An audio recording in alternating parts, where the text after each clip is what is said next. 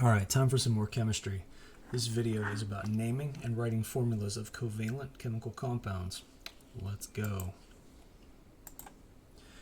So, if we're going to talk about chemical compounds, we have to talk about a covalent bond for a minute and make sure you understand what that is. The covalent bond is the chemical bond that forms from the sharing of valence electrons between atoms.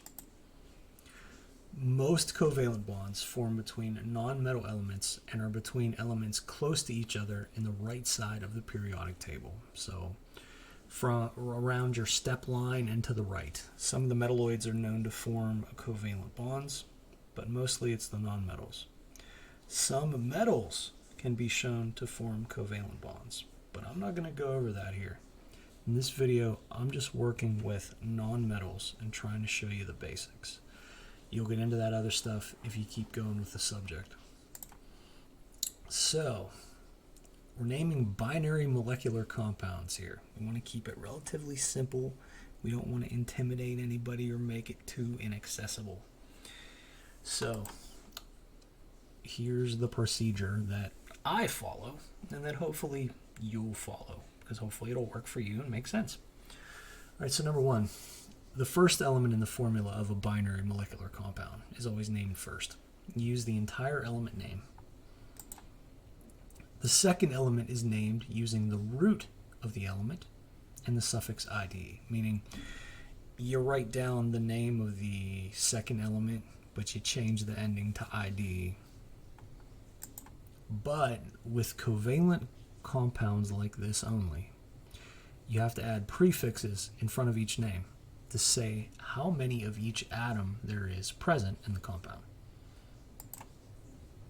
These are the prefixes that are generally used. I'm not going beyond 10 because, again, this video is designed for the introductory levels of chemistry, and I don't want to overwhelm you. So keep these in mind, or find yourself on the list somewhere. You know, if you go on the internet and you search for something like molecular compound name prefixes, something like this will come up. You'll have it right next to you while you're doing them, and gradually you'll memorize them if you keep doing them. All right, so let's do it. If I was going to write the name of this thing, first I got to recognize what the elements are. P2, P is phosphorus, Cl is chlorine. So I'm going to write down phosphorus as the name of the first one. But since there are two of them, I add the prefix di, like you see here. Second one, the name is chlorine, but as per the rules, I change the ending to chloride, and I add the prefix mono to indicate one. Now, Ni5. I'll be quiet for a second and let you try it. Pause the video if you want. Go back and look at the chart. Go ahead. Okay. Now, rookies, the inexperienced, they generally put something like mononitrogen pentaiodide. And that's okay, but it's generally accepted that when there's one of the first element in one of these compounds, you don't put the mono, and we just call it here nitrogen pentaiodide. So unless, you know, the class you're in is very specific, the teacher wants it that way, I suggest don't put the mono if there's only one of the first element. Here's another one, C4O8. Go ahead, I'll be quiet again so you can try it. Go ahead. And we're back. Did you get tetracarbon octaoxide? Hopefully you did.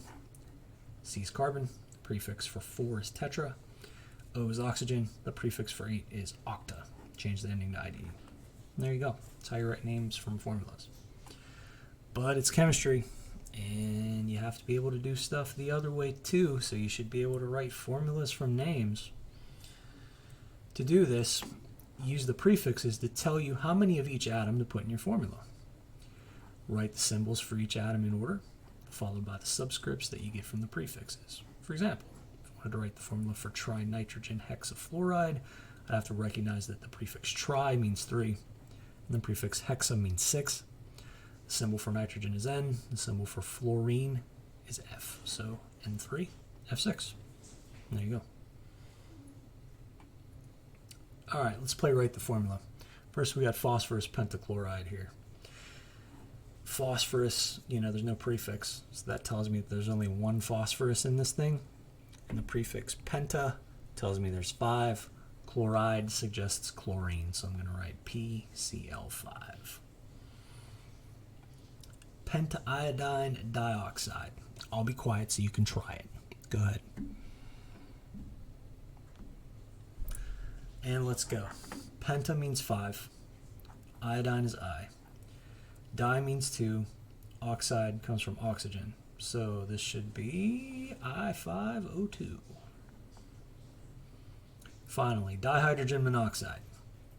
I'll be quiet again. Go ahead. Did you put H2O? I hope you did, because that's the right answer. I realize, yes, it's water, but this is how you name it by the systematic method for binary molecular compounds. Water is a binary molecular compound. 2 elements, they're not metals. So there you go. Now, the number one mistake that my students tend to make when they do this is after they see this method, they'll start using it on ionic compounds that have metals in them. Don't do that unless you are specifically told to do it for something or you're some kind of expert. All right? Please try to avoid that mistake. It'll save you a lot of trouble. If you liked the video, please hit like. If you want more, hit subscribe. If you want to practice, check the link in the description. It'll take you to my website where you can get some worksheets with answers to try out. Also, I'll link the rest of this playlist in the description so that you can continue learning about how to name compounds if that's your thing or if that's just what you need to do right now. Thank you for watching, and goodbye.